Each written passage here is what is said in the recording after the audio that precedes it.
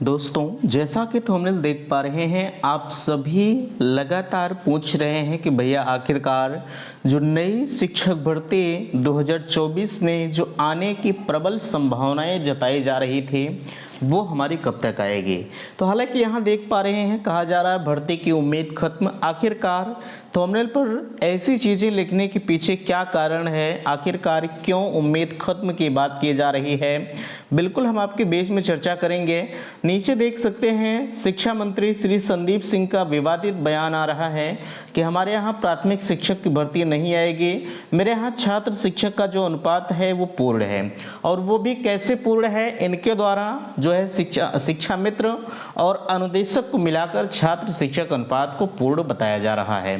ठीक है, बाकी यहाँ नीचे देख सकते हैं बीएड बीटीसी बंद करो अभियान। मैं आप सभी से निवेदन करूंगा कि जितने भी अभ्यर्थी बीएड बीटीसी कर रहे हैं या कर चुके हैं, ठीक है, उनसे मैं कहना चाहूंगा कि भैया अगर भर्ती नहीं आ रही है, मैं आपको मना नहीं कर रहा हूं कि आप बीएड बीटीसी बंद करिए, लेकिन ये सरकार से मैं गुजारिश करना चाहूंगा इस वीडियो के माध्यम से कि अगर आप भर्ती नहीं दे सकते हैं तो आपको बीएड बीटीसी कराने का कोई हक नहीं है। ठीक है, आप बच्चों से जो है 50,000, 60,000, 70,000, कहीं 1-1 लाख रुपए बीएड बीटीसी करने में इन्वेस्ट हो रहे हैं, तो ऐसे बीएड बीटीसी का कोई मतलब नहीं है।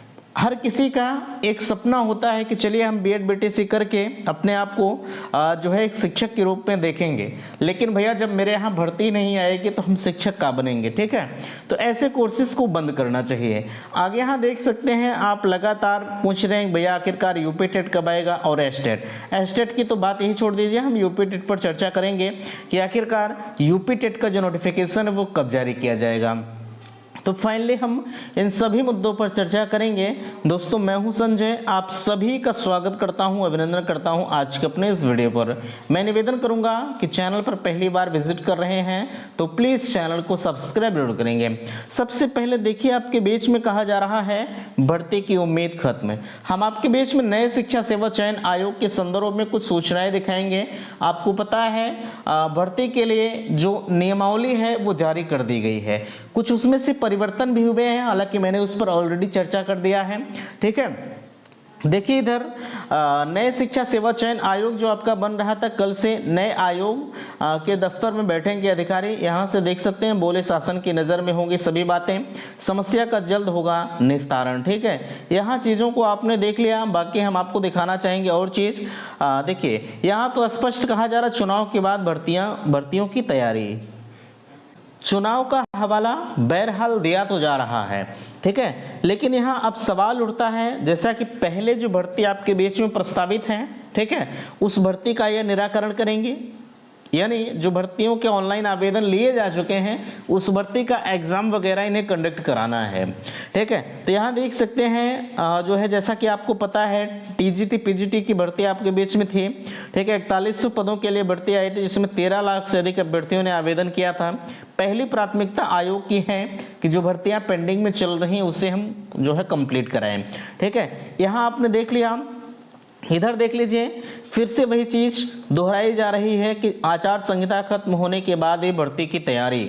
ठीक है, जो आचार संहिता आपकी प्रभावी है, ऐसे में भर्ती का आना तो बिल्कुल ना के बराबर है। ठीक है, बाकी यहाँ चीज़ों को आप देख लीजिए, हमने सारी चीज़ों पर डिस्कस कर दिया है। बाकी अगर आपकी कोई भी डाउट्स हैं तो बिल्कुल आप इस भर्ती के संदर्भ में या कहा जाए जो है नए शिक्षा सेवा चयन आयोग के संदर्भ में आप कमेंट कर सकते हैं।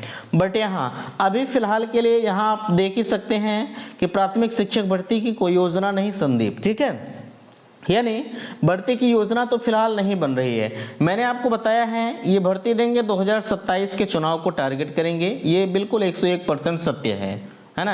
और यहाँ मैं आपसे कहना चाहूँगा आप इस चीज़ के लिए ट्विटर कैंपेन भी आयोजित कर सकते हैं। बाकी आप कब करना चाहते हैं, कैसे करना चाहते हैं, वो भी मुझे आप एक डेट को बताएंगे ताकि उस डेट को और भी लोगों के पास पहुँचाया जा सके वीडियो के माध्यम से। ठीक है भैया, इस समय तो हम किसी भी प्रकार के धरने का आयोजन नहीं कर सकते हैं क्योंकि आचार संहिता प्रभावी है।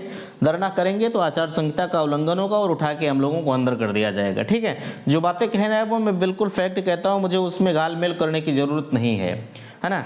अब चलिए, यहाँ मैंने आपसे कहा आचार संहिता में हम किसी भी प्रकार की कृति को नहीं कर सकते हैं। ठीक है, और यहाँ आप कह रहे थे यूपी टेट कब आएगा। देखिए यूपी टेट तो ये देंगे चुनाव के बाद, एकदम 100% ये क्लियर है, ठीक है। चुनाव के बाद तो यूपी टेट आएगा, क्योंकि अब जो चुनाव आयोग है वो सक्रिय हो चुका है, सॉरी जो नया शिक्षा सेवा चयन आयोग है वो सक्रिय हो चुका है, और नए शिक्षा सेवा के आड़ में ही यूपी टेट फंसा हुआ था।